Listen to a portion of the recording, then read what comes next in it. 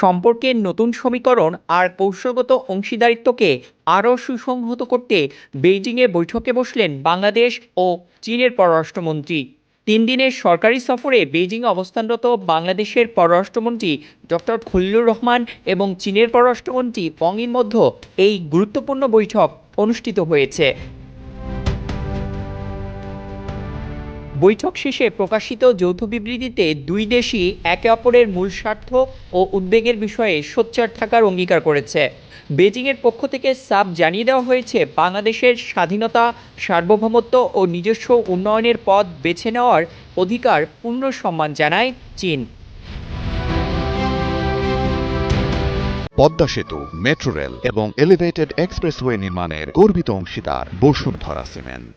অর্থনৈতিক এবং অবকাঠামোগত উন্নয়নে চীনের সহযোগিতা দীর্ঘদিনের।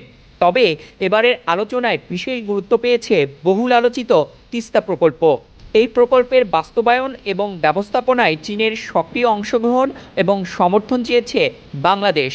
একই সঙ্গে উচ্চমানের বেল্ট অ্যান্ড রোড সহযোগিতার মাধ্যমে ডিজিটাল অর্থনীতি ও শিল্পায়নে গতি আনার বিষয়েও একমত হয়েছে দুই দেশ। ভূরাজনৈতিক ইস্যুতে দুই দেশের অবস্থান ছিল অভিন্ন।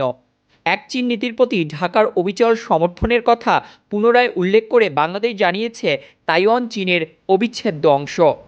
অন্যদিকে মধ্যপ্রাচ্য পরিস্থিতি নিয়ে গভীর উদ্বেগ প্রকাশ করে লোহিত সাগর ও হরমুজ প্রণালীতে নিরাপত্তা নিশ্চিত সহ অবিলম্বে যুদ্ধবিরতির আহ্বান জানানো হয়েছে এই বৈঠকে।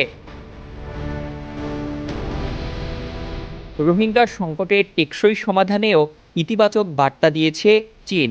মিয়ানমার থেকে জোরপূর্বক বাস্তুচ্যুত মানুষের প্রত্যাবাসন প্রক্রিয়ায় বাংলাদেশ ও মিয়ানমারের মধ্যে সংলাপ চালিয়ে নিতে মধ্যস্থতা ও সম্ভাব্য সব ধরনের সহযোগিতা চালিয়ে যাওয়ার আশ্বাস দিয়েছে বেইজিং। সব মিলিয়ে 2026 সালের এই সফরটি বাংলাদেশ ও চীনের মধ্যকার কম্প্রিহেন্সিভ স্ট্র্যাটেজিক কোঅপারেটিভ পার্টনারশিপকে এক নতুন উচ্চতায় নিয়ে যাবে বলে মনে করছেন সংশ্লিষ্টরা।